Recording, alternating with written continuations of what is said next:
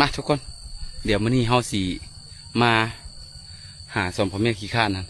ว่าเขาอยู่เฮือนเพราะเขาอยู่เฮือนแล้วเฮาสิว่าคอยว่าสิบ่จ้างเขาไปเฮ็ดหญ้าสวนออมเฮือนให้คอยได้ให้เขาจักเล็กจักหน่อยแต่บ่มีหลายดอกให้เขาเฮ็ดน้อยๆนึงดอกคอยก็บ่มีเวลาไปถ่ายคลิปมันสิมาจ้างเขาเขาสิอยู่เฮือนบ่คือสิอยู่เนาะขึ้นไปเบิ่งก่อนอยู่เฮือนเขาเบิ่งเปิดประตูอยู่น่าจะอยู่เฮือนโอ้มีหมาอีกแล้วเฮ้ยอยู่เฮือนอยู่ที่อยู่เฮือนอยู่โบ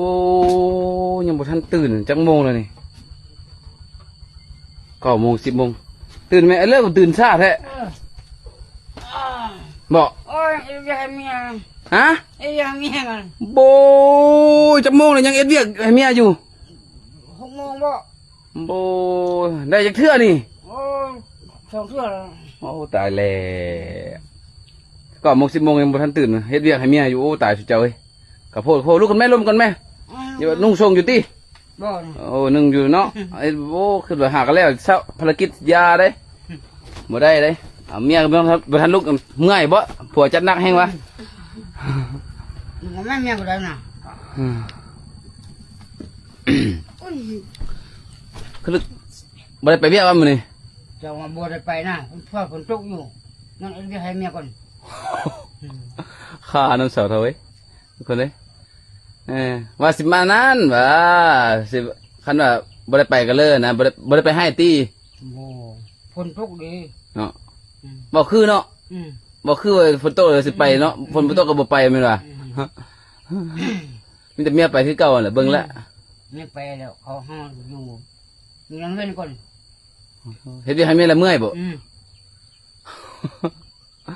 ข้าน้ำเสาเท่าเอ้ยว่าสิมาหาจิตูไปทางยาสวนเฮ้ยอยู่เงินเงินจักเล็กจักน้อย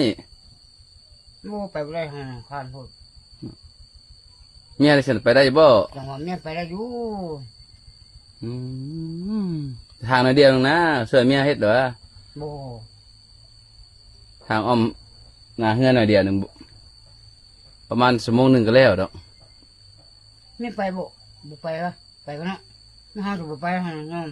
ผ่านอยากให้ไปทั้ง2 คนแล้วโอ้ห้ามบ่ไปด้วยคาดเลยจบปัญหาโบลูกกินข้าวแล้วติยังบ่ทันกินนะยังบ่ทันกินข้าวอีกโอ้ตื่นมาเฮ็ดเวียกเฮ็ดหน้าที่ผัวแล้วยังบ่ทันได้กินข้าวอยู่ทุกคนเลยสมควรอยู่องค์นี้นี่ยอมเลยขี้ข้านอันดับ1ของบ้านทุกคนเลยของแท้